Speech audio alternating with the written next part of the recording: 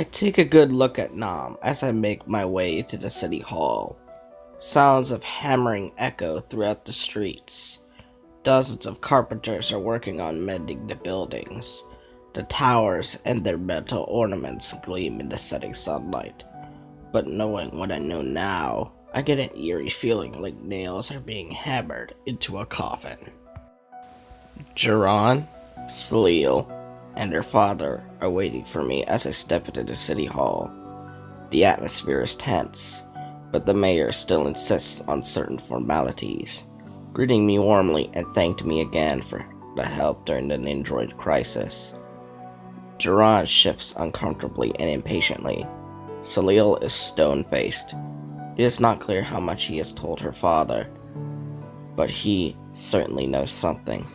He is trying hard not to look at my scar rift, which does not feel natural.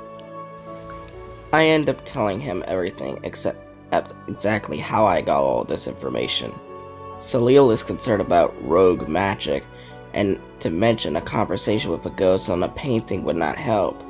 I do everything I can to incriminate Jerahn as little as possible.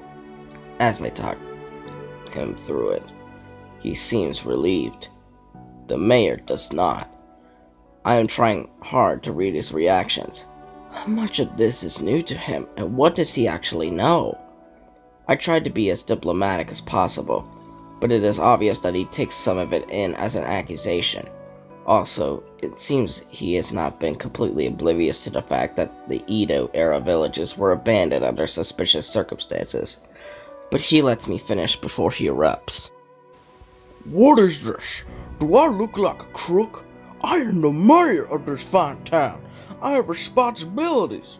The Board of Commerce expect this town to become a city, to prosper and grow. Our dealings with Borg Industries are not enough. We do not need an image of industry.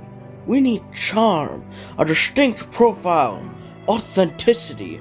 We need tourism. He breathes hard as he finishes his tirade. Then he deflates. He feels like a man who has been under too much stress for too long, and has been led to do things he has been not completely confident with. Seliel and Jerahn look surprised as he changes from anger to fatigue. I should have never trusted that man. Why did I trust a strange man? He mutters to himself. What man, father? Seliel asks. The mayor sighs deeply.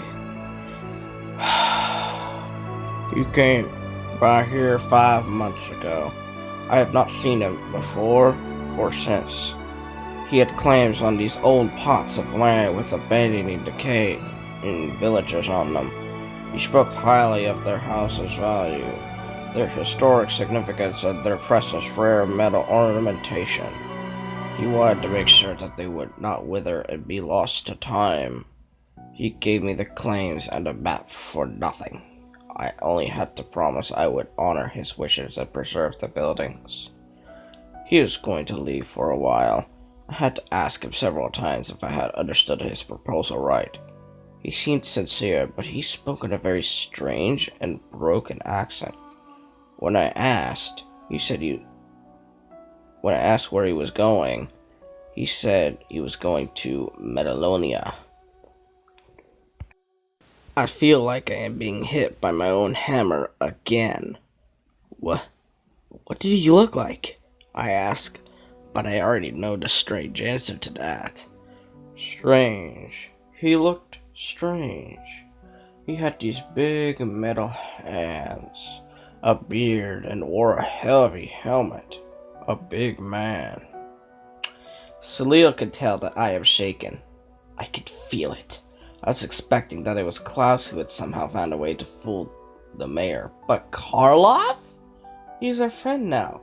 Last time I saw him, Jay and I had just freed him from the blacksmith from Crux and Acronix's swamp facility. Jay complained for days about being sore from his big iron grip hug. Why would he have turned? Why would he be involved in this? I tell them about Karloff. The mayor has been duped, and I have no reservation to trust him now. He needs my help. This whole town does. Suddenly, the mayor panics. How did you just stop this? How did you do? He bolts past me out of the city hall. Seconds after, there's turmoil in the street. We follow. The mayor is screaming at the carpenters to stop their work. People are peeking out of their houses and start gathering in the street. Several noble-looking men, the Board of Commerce I assume, march at the mayor. The carpenters start to climb down from the buildings. From the edge of town, the Skulkin look at swallows hard. Whatever makes it up for swallowing hard in a Skulkin. The new king will not like this. No one notices the rattling of bones as it departs and makes its way into the forest where a grotesque skull-like vehicle on huge wheels awaits. As it reaches maximum speed, a blinding purple flash ejects it from the Ninjago for its travel to the realm known as the Underworld. Things are heating up inside the city hall. The Board of Commerce demands to know what is going on and why the mayor has halted the construction. Apparently, some distinguished delegates and potential investors will arrive in Nam in a few short days. They want the buildings to be completed so the town will look its best. Seliel signals me and Jerahn, and we slip away. I feel bad for the mayor. I have never understood politics, and even the governments of Ninjago are unclear to me. Seliel is still pretty intense, but now her focus is directed at the bigger picture. She looks up at the Edo Towers where the last bit of sunlight has given way to darkness and the rising moon. She sighs. We fill her in on everything. Details of the dreams, Master Yang's painting, Jerahnn's past, Karloff and Klaus. If Klaus is behind this, he has at least one big advantage. When Wu fought his ghost on the Dark Island and he escaped through the vortex, we had no idea where he escaped to, and he has obviously had both the time and resources to plan this out. We have no idea what we are up against. The missing Edo villagers worry me. We have seen Klaus use dark magic to turn people against each other before. Is this what happened to Karloff? It's a dreadful thought, but I kind of hope so. The thought that he would turn against us by his own free will is a worse fate.